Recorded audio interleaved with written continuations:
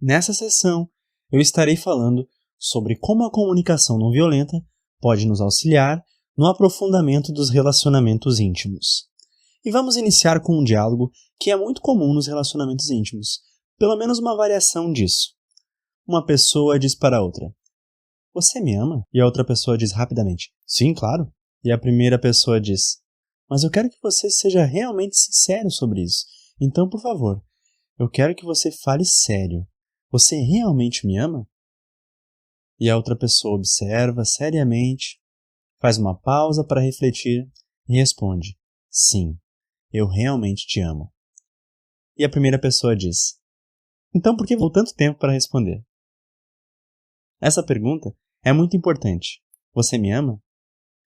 E é muito difícil de responder, pois nós frequentemente não temos clareza nos relacionamentos íntimos sobre o que a pessoa realmente quer dizer com este verbo, amar. Numa sessão anterior, eu mencionei como algumas pessoas usavam a palavra amor como um sentimento, uma emoção. E quando elas fazem isso, é muito difícil de saber como responder a essa pergunta sem uma referência a um momento específico no tempo e no espaço. Porque os sentimentos mudam a todo o tempo. Na comunicação não violenta, nós usamos a palavra amor como uma necessidade. E uma necessidade muito importante. Então precisamos saber como manifestar essa necessidade. O que fazer para contribuir para que essa necessidade seja atendida em relação às pessoas com as quais nós nos importamos e com quem temos relacionamentos íntimos. Eu descobri, enquanto trabalhava com casais por muitos anos, que o melhor modo de atender a necessidade das pessoas por amor é fazendo duas coisas. Primeiro, expressar essas nossas necessidades, essas mensagens que estão na gente e que são mais difíceis de expressarmos, as mais assustadoras. Porque quando temos essa habilidade de compartilhar isso que não é fácil de expressar, nós temos a chance de ter essas necessidades atendidas. Mas se ficarmos tão receosos em expressar essas necessidades a ponto de não dizermos nada, isso cria barreiras na relação. Sim, é muito difícil para as pessoas expressarem essas necessidades que precisam serem expostas no relacionamento íntimo. E quando elas expressam a necessidade, geralmente isso é feito com uma energia que provoca o oposto do que gostaríamos que provocasse. E a razão para isso é que ao invés de verem as nossas necessidades como um presente que estão recebendo, na cultura que vivemos, por aproximadamente 10.000 anos, necessidades estão associadas a algo muito negativo. Elas estão associadas com estar carente, ser egoísta, egocêntrico. Então, como resultado, quando nós expressamos as nossas necessidades, nós frequentemente fazemos isso com essa energia por trás. Isso leva a nossa necessidade a ser ouvida pela outra pessoa frequentemente como algo muito negativo. Por exemplo, se eu tenho a necessidade de algum auxílio, preciso de ajuda para que alguém cuide dos meus filhos em um dia específico, pois tenho um compromisso importante e não consegui encontrar uma outra maneira para cuidar das crianças, então eu vou ao meu parceiro e digo: "Eu sei que você tem muitas coisas planejadas para este dia e sei que essas coisas são importantes para você, mas é que eu precisava ir ao médico e eu sei que eu não sou obrigado a ir, que eu posso deixar para outro dia." Em outras palavras, quanto mais eu prossigo com esse tipo de desculpas por ter a necessidade e justificá-las, mais fica difícil para que a outra pessoa colabore comigo com uma energia de amor. Assim, é muito importante desenvolver uma consciência de que as nossas necessidades são presentes preciosos.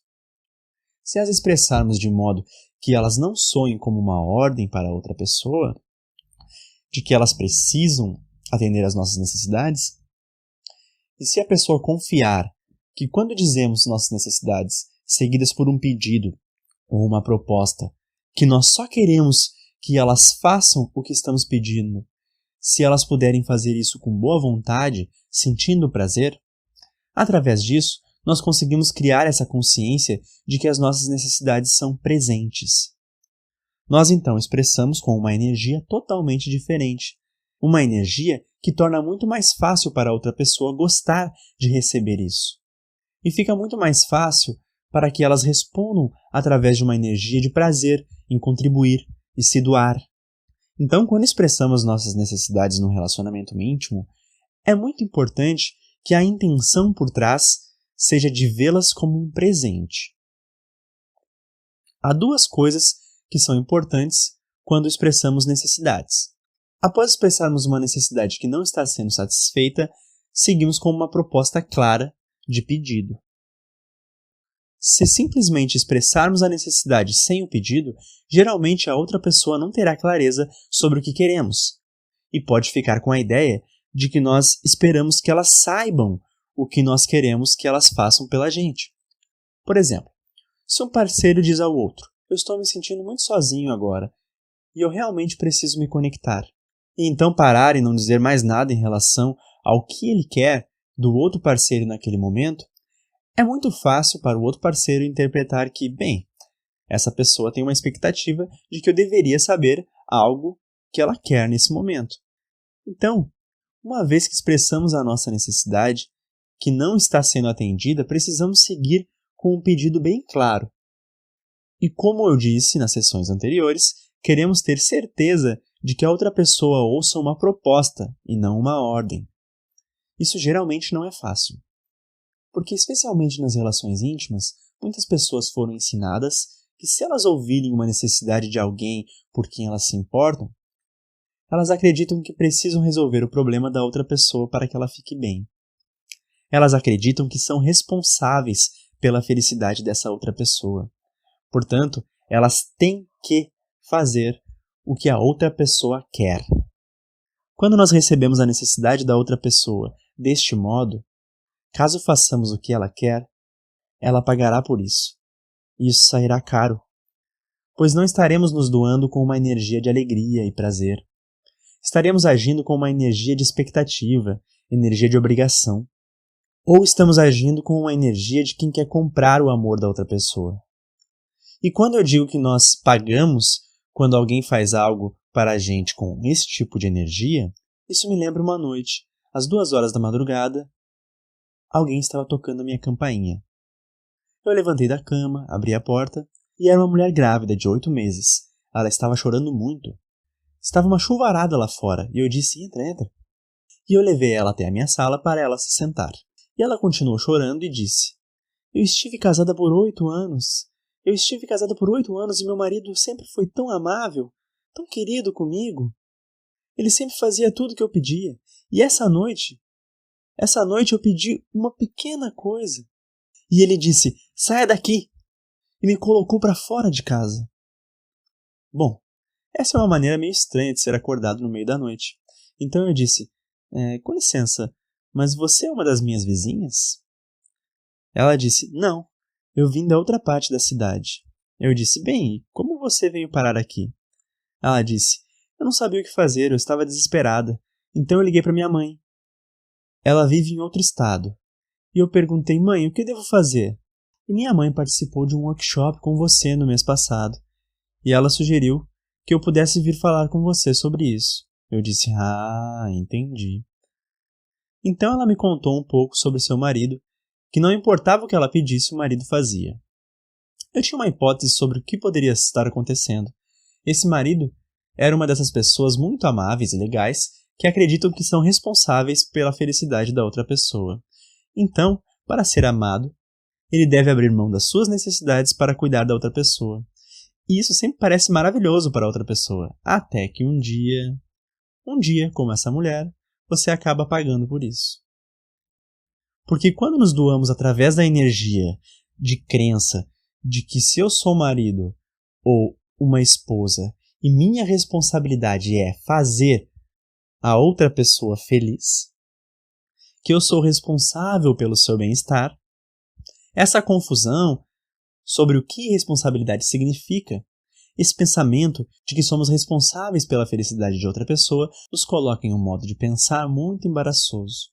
Porque nós podemos ser responsáveis apenas por aquilo pelo qual nós temos algum controle. E nós podemos apenas controlar o que acontece em nós mesmos. E não podemos controlar o que acontece com os outros. Então, quando eu percebo que eu estou me achando responsável pela felicidade do meu parceiro, eu estou assumindo uma função da qual eu não posso dar conta. Eu não posso fazer outra pessoa ser feliz. Eu só posso ser responsável pelas minhas próprias ações, pelas minhas próprias intenções. A outra pessoa é responsável pelo modo como ela recebe o que eu faço, como ela interpreta isso, e pelo que ela faz para ter suas necessidades atendidas. Portanto, manter esse conceito sobre responsabilidade claro é muito importante em relações íntimas. É muito importante perceber que nós não podemos ser responsáveis pela felicidade das outras pessoas. Nós não podemos ser responsáveis pelas ações das outras pessoas. Nós só podemos ser responsáveis pelas nossas próprias ações e intenções.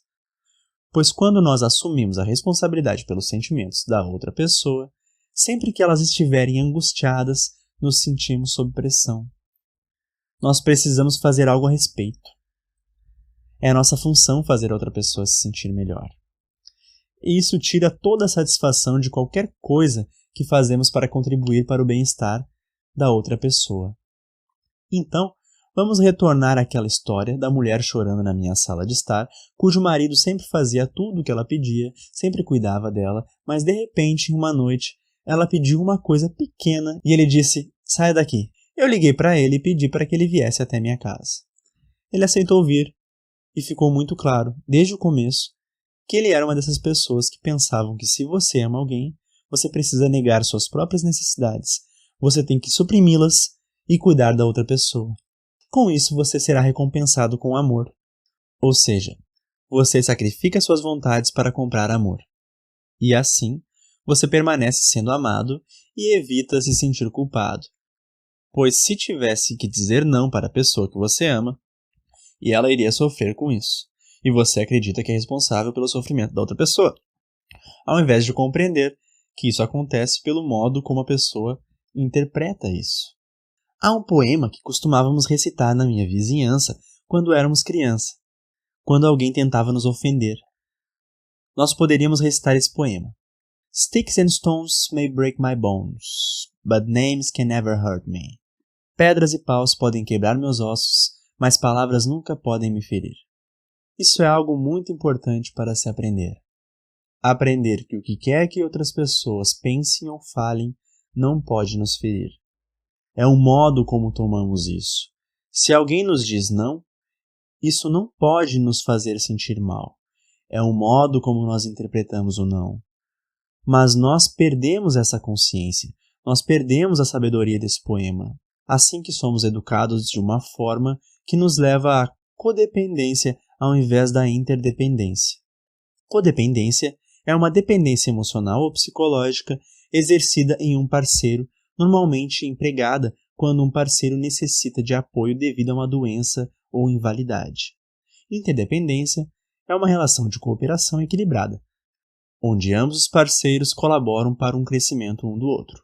Quando as pessoas assumem a responsabilidade pela felicidade dos outros, isso requer desistir da sua própria honestidade e integridade, pois você deve sempre fazer o que a outra pessoa quer para fazê-la feliz.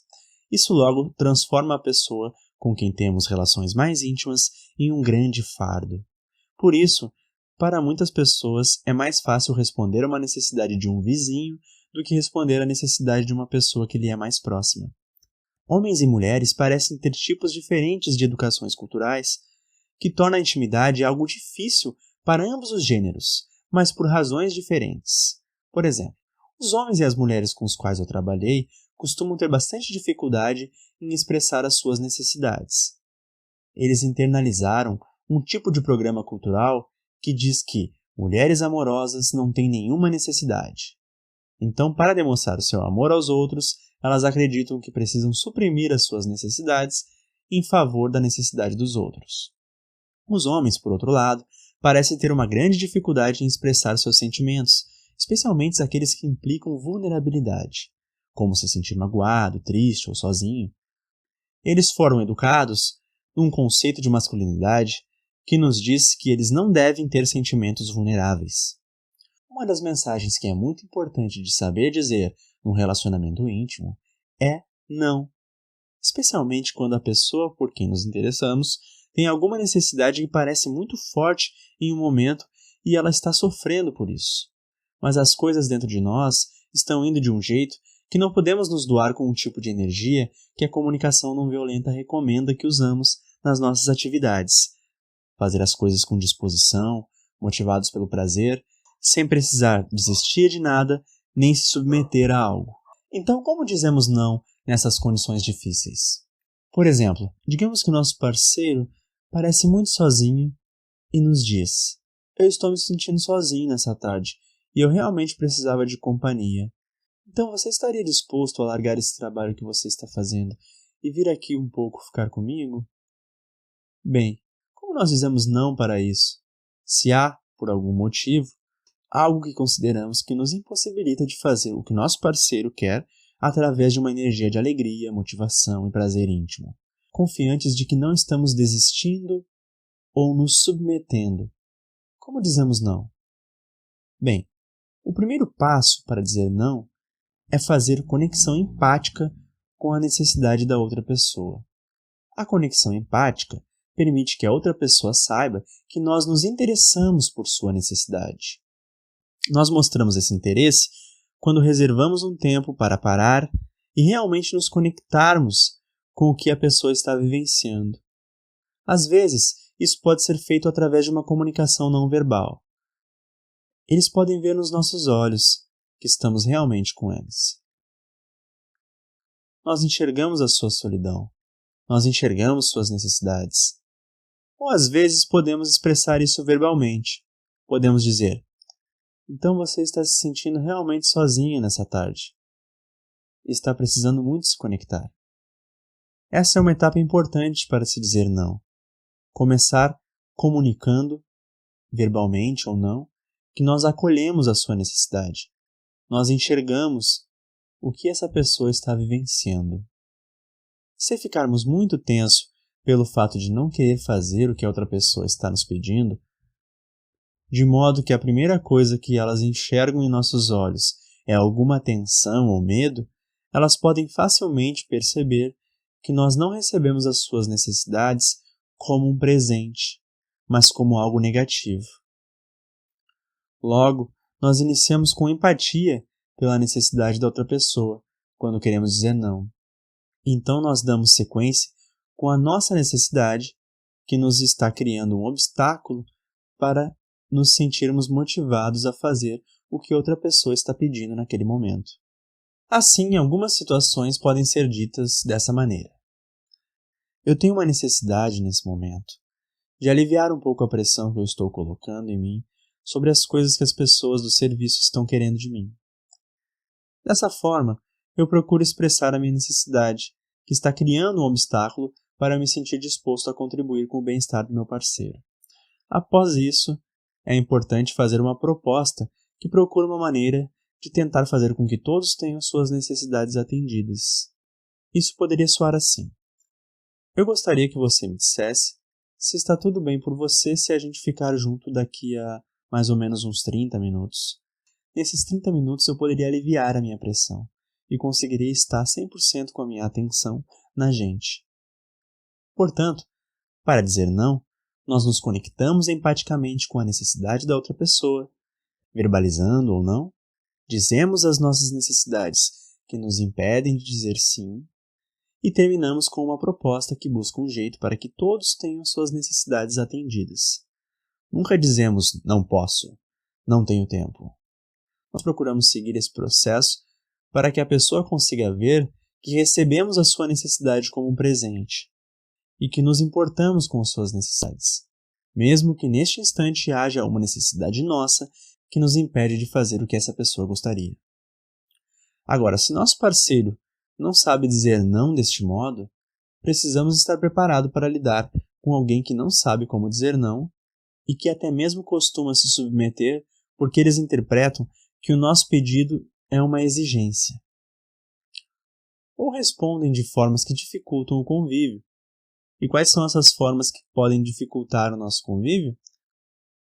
Quando nosso parceiro escuta as nossas necessidades e pedidos como exigências e não sabem dizer não no modo como eu propus. Bem, o modo pelo qual a pessoa costuma dizer não quando ele ouve uma exigência é simplesmente dizendo não. E você pode saber pelo tom da voz que a pessoa escutou uma exigência, escutou pressão sobre ela. O modo como as pessoas costumam reagir quando ouvem um pedido ao qual não querem atender é através do diagnóstico sobre o que está errado com a pessoa por ter aquela necessidade. Então, se queremos ficar habilidosos em expressarmos as nossas necessidades, nós queremos estar confiantes de que estamos preparados para lidar com quem escolhe nos diagnosticar por termos as nossas necessidades. Eles nos dizem coisas como: você é muito sensível, você é muito isso, você é muito aquilo.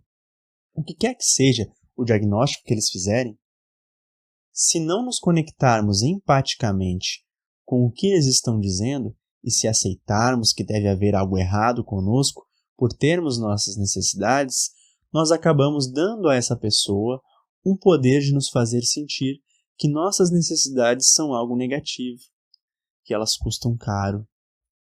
Então é muito importante que saibamos como responder empaticamente quando eles reagem deste modo às nossas necessidades. Quando eles dizem não, ou quando fazem diagnósticos da gente por termos nossas necessidades. Nós precisamos escutar os sentimentos e necessidades por trás do não, por trás da crítica, julgamento ou diagnóstico que eles fazem sobre a gente por termos essas necessidades. Então, se eu digo para outra pessoa que eu estou me sentindo sozinho e gostaria de companhia e peço para ela se sentar um pouco e ficar um pouco comigo para conversar, e ela diz: você é muito dependente, precisa aprender a ficar sozinho. Eu quero ter certeza de que não vou escutar o que essa pessoa está pensando sobre mim. Quero ter certeza de que irei direto ao seu coração. O que ela está sentindo? O que ela está necessitando quando diz aquilo? Então eu posso responder assim: você está frustrada nesse instante, pois gostaria de fazer as suas coisas e não queria precisar abrir mão disso para ter que me dar atenção? E a outra pessoa poderia dizer: é isso mesmo. Após isso, eu faria o que fosse necessário para ajudar a pessoa a escutar a minha necessidade como um presente, o meu pedido como uma proposta e não como uma exigência. Eu poderia dizer para ela: você poderia me dizer como eu faço para expressar as minhas necessidades para você na forma de uma proposta, de modo que você a receba como uma oportunidade de me presentear e não como uma exigência? Eu não ficaria surpreso se essa pergunta deixasse a outra pessoa realmente perdida e confusa, pois eu estou pedindo para ela diferenciar algo que não é fácil para as pessoas diferenciarem. Nós não fomos treinados para pensar sobre isso em relacionamentos íntimos. Fomos treinados para abrirmos mão de nós mesmos para resolver o problema da outra pessoa. Então eu não ficaria surpreso se eu perguntasse a essa pessoa como eu poderia expressar minhas propostas de modo que você a receba como um presente, e ela respondesse algo como: hã? E eu precisaria repetir a pergunta: como eu faço para você saber quais são as minhas necessidades e minhas propostas, de modo que você confie que eu gostaria que você fizesse isso somente se você pudesse se sentir bem fazendo isso, sem precisar se submeter a isso ou desistir de algo para fazer isso. Isso é bem complicado para as pessoas compreenderem. Talvez elas continuem perplexas. Eu iria querer ajudar a pessoa a compreender por que isso é tão importante para mim, e diria: eu gostaria que você percebesse nesse instante que eu vejo apenas duas opções. Eu não gosto de nenhuma delas. A primeira opção é, se eu tiver alguma necessidade e pedido, expressar isso a você. Mas se você escutá-las como exigência, você poderia ficar irritado e dizer não, ou poderia ceder de um modo que eu não ia gostar de receber. Ou eu posso guardar as minhas necessidades para mim mesmo, e isso limitaria a honestidade entre a gente e limitaria a minha oportunidade de ter minhas necessidades atendidas por você às vezes, quando poderia ser algo bom para nós dois. Então, como eu posso expressar as minhas propostas e necessidades de modo que você as receba como um presente, que você se mantenha consciente de que eu só gostaria que você fizesse isso se fosse de coração. Se isso te fizer bem. E que nunca fizesse algo por medo de que eu não vá te amar se você não fizer o que eu peço, por medo de que eu me sinta rejeitado, deprimido ou magoado. Isso é algo muito importante de se trabalhar em relações íntimas. Que cada uma das partes possa escutar as necessidades uns dos outros, de modo que confie que a única maneira pelo qual se quer que algo seja feita é pela boa vontade, com prazer. Um outro problema que costuma dificultar para as pessoas apreciarem se doar num relacionamento íntimo é quando o parceiro pula a necessidade e expressa somente os sentimentos desagradáveis e vai diretamente para as estratégias. Por exemplo, se a pessoa diz ao parceiro: "Estou sofrendo muito. Você só ficou em casa de tarde por 2 dias nesse último mês. Você poderia, por favor, corrigir os seus horários para estar em casa pelo menos umas 4 tardes por semana?" Observe o que essa pessoa expressou. Uma observação, a quantidade de tempo que o parceiro ficou em casa pela tarde, expressou seu sofrimento, mas esqueceu de falar a necessidade, indo direto para a estratégia.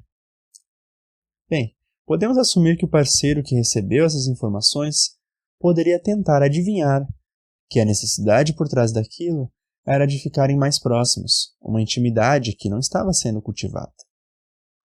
Mas não é comum, na minha experiência, que o parceiro, ao receber essa mensagem, estará apto para atender essa necessidade facilmente, quando a necessidade não é expressa. Quando ele ouve o sofrimento e imediatamente a proposta, geralmente, na minha experiência, essa proposta será escutada como uma exigência, pois implicitamente fica a ideia de que o sofrimento poderia ter sido evitado no passado se o parceiro tivesse agido diferente. E isso, indiretamente, responsabiliza o parceiro pelo sofrimento. Então a proposta acaba gerando uma pressão sobre o parceiro. Por isso, é muito importante, quando estamos sofrendo em relação a alguma coisa, estarmos conscientes de que se realmente focarmos nas nossas necessidades, as deixando claras e deixando nossos sentimentos claros, é quando as pessoas focam nessa informação que as estratégias específicas terão um papel completamente diferente para elas, diferente de quando vamos do sofrimento para o pedido. Eu sugiro uma atividade para muitos casais que me consultam, interessados em como aprofundar no relacionamento. Eu digo: deixe-me sugerir um exercício assustador para vocês, na vida de vocês. E sugiro que eles arrumem um espaço para lidar com questões assustadoras. E essa questão assustadora é: o que eu tenho medo de falar? E quando você arruma tempo para fazer isso, a pessoa que irá dizer a mensagem assustadora precisa se esforçar para se expressar de uma maneira que não soe como uma crítica, reclamação, atribuição de culpa, cuidando para que essa não seja a intenção da mensagem. E é muito importante para a pessoa que irá receber a mensagem estar bem consciente de que quando as pessoas estão expondo as mensagens que elas têm mais medo de expor, esses são os momentos que precisamos ter mais certeza de que estamos ouvindo os sentimentos e as necessidades e propostas do outro. Nunca ouvir crítica, reclamações ou exigências. E eu não me surpreendo que uma das coisas que as pessoas nas relações íntimas têm mais dificuldade de falar a respeito é sobre sexualidade. Em deixar claro quais são as suas necessidades em relação ao sexo que não estão sendo atendidas. Então, uma das coisas que nós recomendamos é que eles se tornem tão hábeis em expressar essas mensagens assustadoras que eles nem esperem para expressá-las quando estiverem sentados e tiverem mais tempo para falar sobre isso, mas que eles consigam expressar essas mensagens assustadoras mesmo durante o sexo. De fato, nós sugerimos que para as pessoas desfrutarem mais da sua sexualidade, elas precisam saber como, no meio do sexo, expressar claramente essas mensagens assustadoras. Em cursos de finais de semana que fazemos para casais, nós geralmente fazemos um pequeno exercício para mostrar como isso poderia se parecer e como eles poderiam fazer para se expressar durante a relação sexual quando as suas necessidades não estão sendo atendidas. Como você poderia fazer isso de um modo que seja um presente para outra pessoa? E todas as pessoas acham isso muito assustador. Até mesmo só pensar. Elas pensam que isso iria estragar todo o romantismo, expressar o que não está atendendo suas necessidades e o que poderia ser feito para melhorar. Acham que esse tipo de conversa poderiam acabar com o clima e prazer se as tivessem durante o ato sexual. Bem, podem haver associações de que não é muito romântico, pois vai contra a programação cultural que recebemos, de que se você realmente é um homem ou uma mulher competente, você não deve ter nenhum problema com a sua sexualidade e deve apenas deixar fluir. Mas a realidade é que se conseguimos manter um alto grau de honestidade até nessas situações mais difíceis, como durante a relação sexual, eu prevejo que o efeito será uma maior capacidade de desfrutar da sexualidade mais e mais. Isso poderia soar assim. Um dos parceiros está a fim de ter uma relação sexual. E essa pessoa se comunica de modo não verbal que ela está disponível para isso, tocando o parceiro numa parte sensível do corpo de modo gentil, tentando comunicar através do olhar que gostaria muito de ter uma relação sexual com o outro. Porém, a outra pessoa está querendo terminar de ler o que estava lendo. Então, quando acontece de percebermos que nosso parceiro está a fim de ter uma relação sexual, como responder a isso? Bem, algumas pessoas iriam abrir mão de suas necessidades e pensariam algo como: "Ai meu Deus, eu preciso satisfazer meu parceiro agora."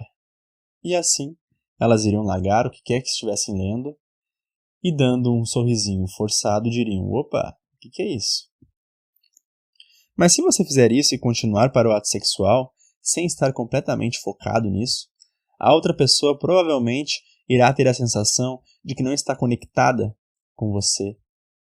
E provavelmente não será uma experiência tão prazerosa para as duas pessoas.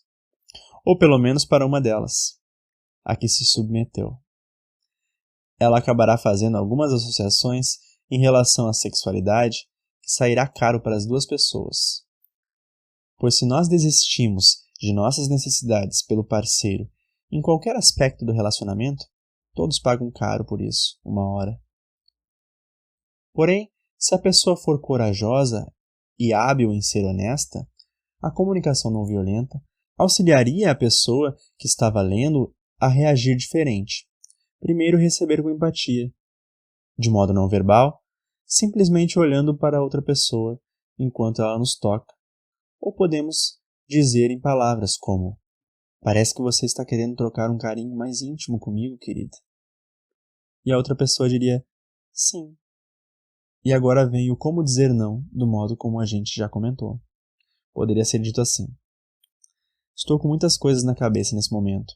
Eu realmente gostaria de conseguir me conectar com você, mas nesse instante, a minha mente não está muito aqui. Estou envolvido em tentar compreender esse artigo que eu estou lendo. O que você acharia se a gente deixasse para fazer isso daqui a uns 20 minutos?"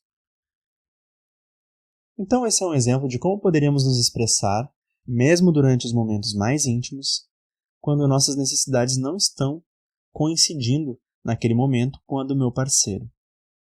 Mas as necessidades não são o problema, é claro. Nesse caso seria uma diferença de estratégia.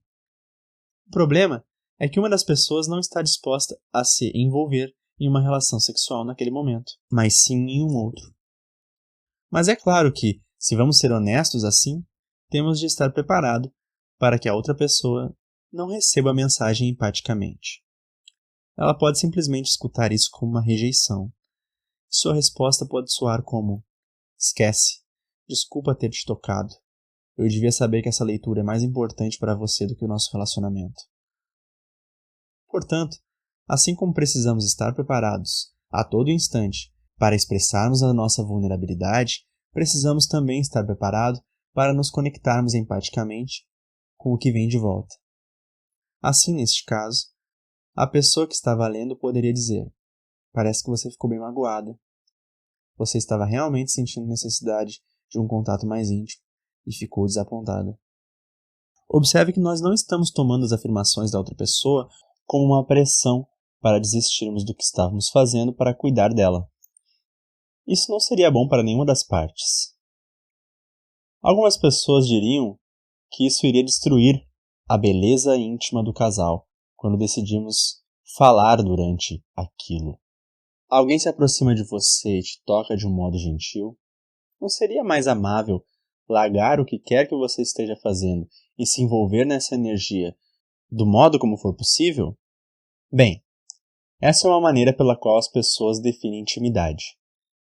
Que se você realmente se importa com a outra pessoa na relação íntima, você deve ver quais são as suas necessidades, abrir mão das suas próprias e dar o que for preciso.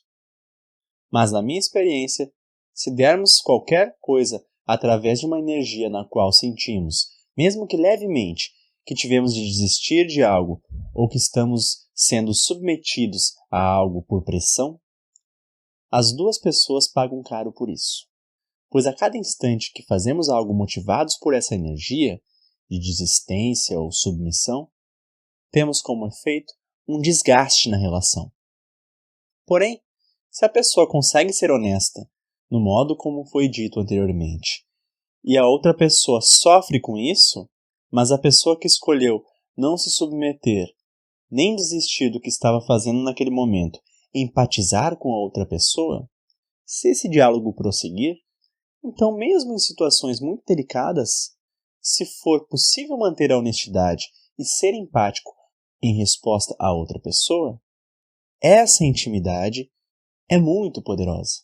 De fato, eu confio que isso é tão poderoso que quando temos este nível de intimidade, em que podemos ser honestos, mesmo nas situações mais delicadas, os outros aspectos da intimidade, neste caso a sexualidade, teriam um ótimo resultado a longo prazo, pois ambos os parceiros poderiam estar seguros de que a outra pessoa está inteiramente voltada para o momento em que elas estão compartilhando.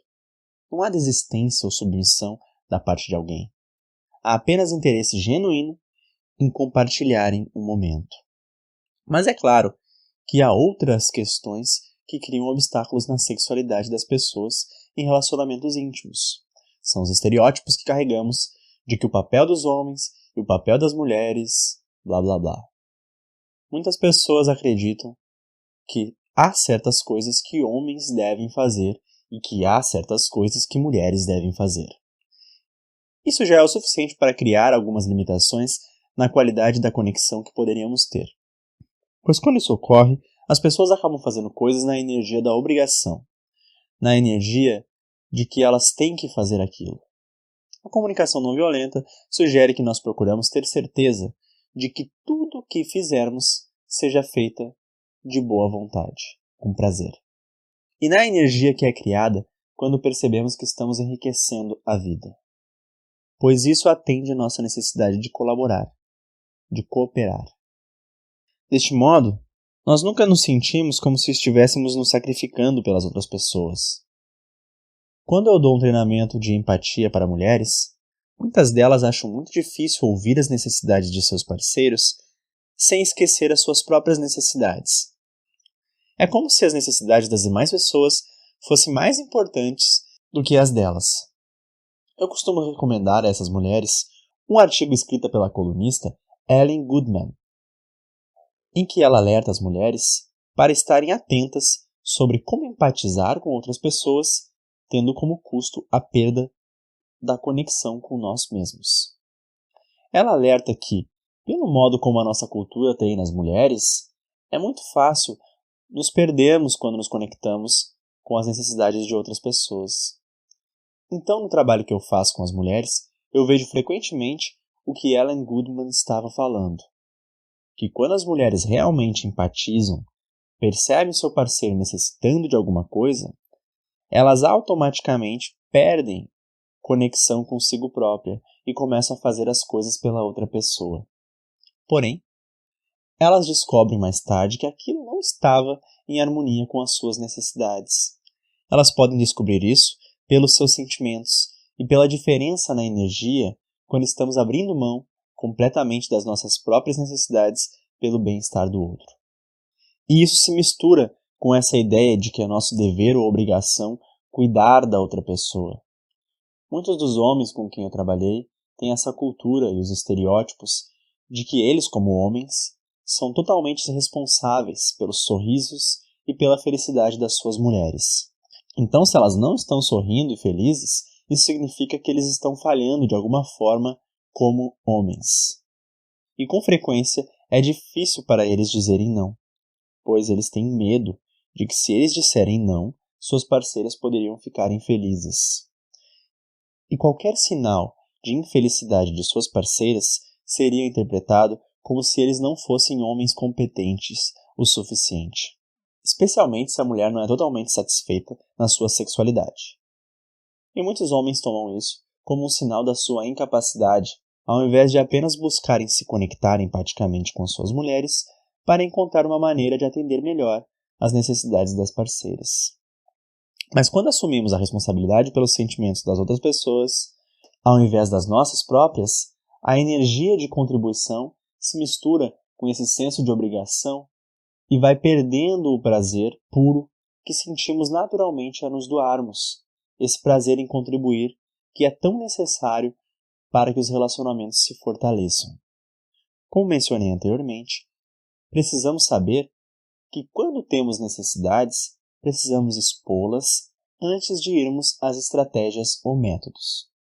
Quando falei sobre isso, antes, comentei que se formos diretamente para as estratégias, sem passarmos pela necessidade, fica fácil que a outra pessoa absorva isso como uma exigência, como se estivéssemos apenas no que queremos.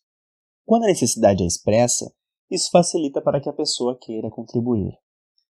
E é também muito importante nas resoluções de conflitos estarmos conscientes de que quando a necessidade é expressa e completamente compreendida, os conflitos podem ser resolvidos de modo muito mais fácil do que quando a necessidade não era evidente.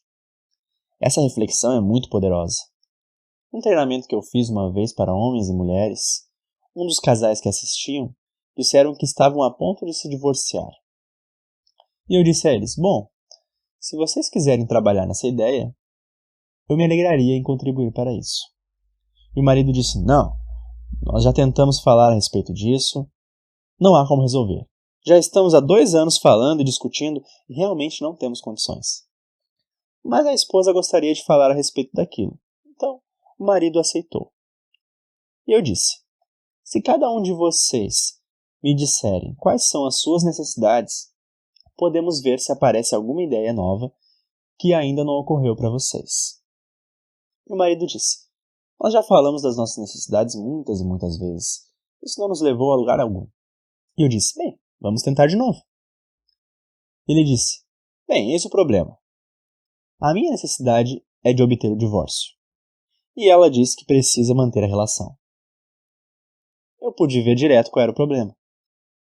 Eles foram direto para as estratégias, sem realmente tomarem conhecimento sobre qual a necessidade da outra pessoa que não estava sendo atendida. Assim eu expliquei que o que eu chamo de necessidade não envolve estratégias. São coisas diferentes. Tanto optar pelo divórcio quanto permanecer juntos são estratégias. Então eu disse, qual a necessidade não está sendo atendida pelas duas partes da relação? Se conseguirmos focar nisso, nós podemos até encontrar uma estratégia que pode envolver o divórcio, mas que atenda à necessidade de todos. Ou pode envolver ficarem juntos na relação, mas novamente, atendendo à necessidade de todos. Bem, levou mais ou menos 1 hora apenas para que eles descobrissem quais eram as necessidades de cada um, pois a única coisa que eles sabiam dizer era onde eles achavam que estava o problema na outra pessoa.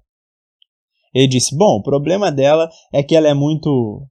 E ela também respondia com outros diagnósticos sobre seu marido. Eles não haviam sido treinados na comunicação não violenta. Então eles não estavam conscientes de que falar às pessoas o que nós pensamos a respeito delas não é uma maneira muito efetiva para termos nossas necessidades atendidas. Com a minha ajuda, eles finalmente conseguiram ter uma noção clara de quais eram as suas necessidades. Neste ponto, eles chegaram a uma solução, onde escolheram permanecerem juntos. Mas eu já trabalhei com outros casais que, quando conseguiram ter clareza sobre suas necessidades, um dos outros, ambos perceberam que o divórcio era a melhor estratégia para eles. E é claro que quando você chega a uma solução desse jeito, acaba sendo muito mais satisfatório para ambas as partes do que ir direto às estratégias, sem ter realmente conhecimento se essa estratégia é a melhor maneira para atender às necessidades de todos. De fato, um casal com quem eu trabalhei, depois da minha ajuda, quando os dois compreenderam quais eram as suas necessidades e escutaram as necessidades uns dos outros, eles perceberam que o divórcio era o melhor caminho para os dois. Mas isso foi feito com uma energia de tanto carinho e respeito que eles decidiram fazer uma cerimônia de divórcio e convidar as pessoas mais próximas de ambos os lados para participarem da cerimônia. Agora, um divórcio realizado deste modo será bem diferente para as crianças, em oposição a um divórcio comum, cujos procedimentos jurídicos remetem as pessoas a condições de adversários. Em uma cidade nos Estados Unidos, há um programa familiar onde nós treinamos assistentes sociais para usarem a comunicação não violenta para ajudar casais a se divorciarem, procurando uma solução que atenda melhor às necessidades de todos. Nessa situação, os casais que querem se divorciar podem escolher se irão optar pelo procedimento comum, como adversários, ou eles podem escolher ir a uma sessão de mediação de 2 a 3 horas com assistentes sociais que foram treinados em comunicação não violenta. Eu almocei um dia com os juízes deste programa familiar e eles estavam muito satisfeitos com o trabalho que estava sendo desenvolvido com os casais que escolhiam passar pelas sessões de mediação. Eles podiam ver o quão diferente aquilo podia ser para as crianças quando a solução não terminava com animosidade ou competições, mas era uma maneira fraterna de procurar a melhor alternativa para procurar atender a necessidade de todos. Como eu mencionei, os estereótipos da cultura onde eu me criei dificultavam bastante para que eu expusesse meus sentimentos de vulnerabilidade. Quando eu me sentia magoado ou com medo, me diziam que homens não tinham aquele tipo de sentimentos. Eu me lembro uma vez quando eu estava na escola, quando eu era criança, e eu estava escondido pois haviam vários meninos esperando para me bater, pois eles não gostavam do meu sobrenome. Eles não gostavam de judeus. E eu estava muito assustado, com medo de morrer. Eu tinha 9 anos, e eu costumava me esconder deles para evitar de apanhar. E uma vez, quando uma professora me viu escondido na sala de aula, 1 hora depois da aula já ter terminado, ela ficou surpresa ao me ver lá escondido e perguntou: "O que você está fazendo aí?" E eu disse, apontando para a janela: "Aqueles meninos estão esperando para me bater." E ela disse: "Mas a escola está fechada. Você tem que sair dela agora." E eu disse: "Mas eu estou com medo." E ela disse: "Meninos não têm medo." Bem, eu tenho muitas evidências na minha educação cultural de que meninos não têm medo, não se magoam, não ficam tristes, não choram. Se você realmente é um homem, você não tem nenhum desses sentimentos. Infelizmente para mim, eu aceitei as suas palavras. Eu acreditei. Eu achava difícil admitir quando eu estava com medo, assim como esses outros sentimentos. Mas 25 anos mais tarde, quando eu estava fazendo um trabalho em Toronto, no Canadá, com 80 mulheres, essas mulheres eram mães solteiras, não tinham companheiros e tinham uma baixa renda financeira. E eu estava fazendo um workshop com elas. E durante o evento, uma delas disse alguma coisa sobre a sua gratidão por eu estar indo lá oferecendo este treinamento, especialmente sabendo que elas não tinham muito dinheiro para me dar. Aquilo me tocou tão profundamente, aquela gratidão que eu recebi, que na frente daquelas 80 mulheres eu comecei a chorar. Eu não conseguia olhar para elas, pela vergonha que eu sentia. Como eu podia revelar tanta vulnerabilidade na frente dessas mulheres?